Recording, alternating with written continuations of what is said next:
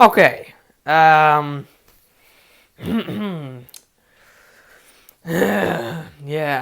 The Nightingale.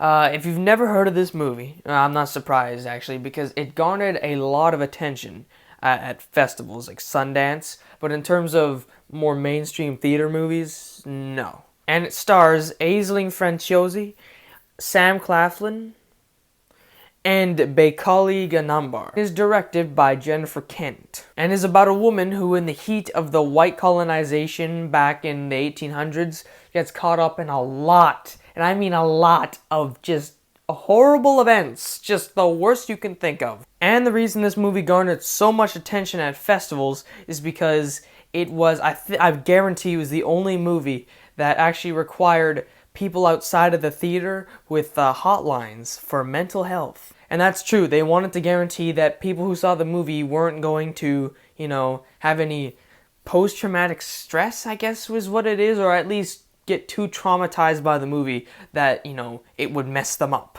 And that is exactly why, since earlier this year, I was like, okay, I gotta see this movie. Like, when does it come out? When does it come out on Blu-ray? I need to see this now. And at the same time, I was also thinking, what if this movie really does break me in that way? What if it really does disturb me that much? Because I've seen a lot of stuff, watched a lot of movies, right? So I was on edge. And you know what? I think it does deserve every single little warning that people have been giving in reviews like this. Because, oh my god, of course it's the most messed up movie I've seen this year. Of course it's the most messed up movie probably of the past 2 years. Or maybe even 3, whatever. I remember in the second scene that was meant to be like the most horrific thing you've ever seen, I was grabbing my face like this really hard, and I caught myself doing that because it was starting to hurt, right? I was watching the screen, and I was just... Other times, I was audibly going, "No! Stop! No!" God, this movie's so disturbing, it's so violent, it's so invading, but it's so well done. Everyone's performance is amazing. There's no new way to say that. Okay, here's something. Everyone seemed like they were born to play the role they did. Aisling Franciosi, who plays Claire, man, the best thing about her character is that within 10 minutes, I already cared about her a lot. Because, nothing had even happened yet, but from what I knew going into the movie, I was like, something's going to happen bad in like the next 30 minutes or so. And seeing this stuff happen to her not only made her compelling, but also set her up to be scary. Her character was terrifying at times. And, her performance almost felt manipulating. It was so good, You cared about her, and then she scared the crap out of you for like a straight 45 minutes. You're like, I don't know what I'm supposed to feel right now. And then you can go back to actually, feeling empathetic for her again. I'm like, this is so good. Sam Claflin plays probably the most despicable character in any movie in the past 5 years. I'm pretty sure there is probably some contenders, but I can't think of anything right now. The amazing nuance about his character is that, he looks like a golden boy. He looks like he could be an action hero.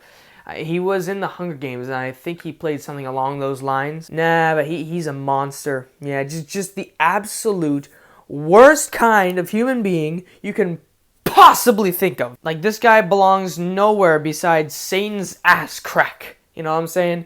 But, that's also why his performance is so good. It's the quintessential love-to-hate villain of this year, in my opinion. Baykal Ginambar, and I know I'm going to stop saying that name because I know I'm butchering the hell out of it. He was probably my favorite character because he added such a vivid, layer of humanity to the film. This is absolutely a film about people.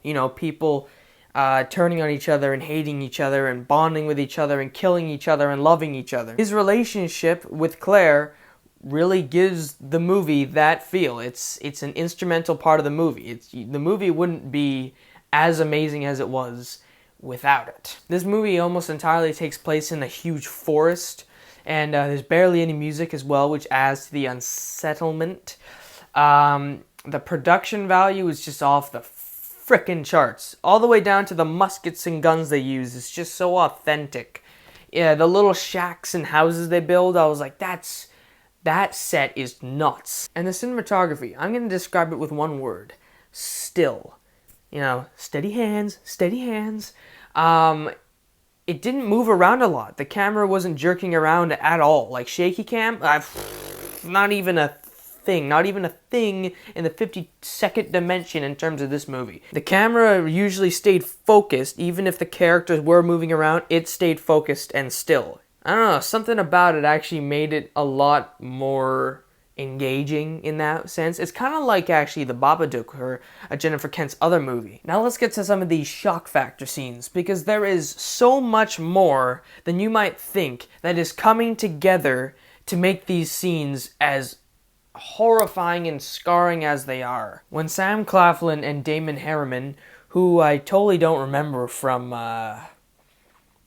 House of Wax, when their characters start doing something terrible, it's not only everyone's performances that really elevate the scene, it's the fact that there's no music, the camera work, of course, it's the writing that makes you care about what's actually going on, it's that you're shocked beyond all belief that this is actually happening, it's the fact that just how dark it is, and it's also the fact that you know that this scene is absolutely perfect for setting you up to just enjoy a slow and horrible death for these characters. So if you can't really handle really realistic, graphic, shocking kind of stuff in movies, there's nothing wrong with that. It's just I would stay the hell away from this one, even though it is very good. One other thing that might turn some people off is that this movie is slow. Like, it is a slow burn. It's not, you were never really here slow, but it takes its time. In terms of problems I have with the movie, I would say there's probably about 2 that I can think of, and they're not big deals, and they're not detrimental to the film at all. One is that there's a lot of redundancy in some sequences, especially near the end. I was like, okay, why did that even have to happen in the first place? And 2 is that there is these dream sequences that happen periodically throughout the movie, and even though they were like, it's very well done and probably like some of the better dream sequences you'll ever see. They happened too periodically, and they were really predictable in terms of when they were going to happen and what was going to happen in them. But if you really like the movie, you're not going to be thinking about that stuff at all. I mean, you're going to be thinking more about the murder and the rape and the betrayal, a bunch of that other good stuff, you know what I'm saying? So Jennifer Kent, I think you've probably made the most fearless and best film you could have made with this concept and with these characters. I mean, it didn't blow me completely away, but it's without a doubt one of the best films of the year. Everybody was great. Everybody. I mean, I can't stress that enough. Aisling Franciosi, definitely best actress performance of the year. I don't know if I'd said that already, but it deserves to be said again. Best actress performance of the year. And hats off to Sam Claflin for not going totally insane filming these scenes. That man is an actor. I could never do the stuff he did in that movie. It's just, oh god, it's just... And just like Robert Eggers with The Witch and The Lighthouse, Jennifer Kent having The Babadook and The Nightingale under her belt as just her 2 first movies, that's freaking insane. I mean, you can tell this woman has skill. She's gonna be one of the greats. I already know it. I'm going to give The Nightingale an A-. So, if you're looking for an absolutely mind-destroying, disturbing, graphic, long, depressing movie that came out this year, I could think of no better movie. And as always, thank you for watching. Hit the like and subscribe and share with your friends and family. And I will see you guys next time. Have a great day, you wonderful people.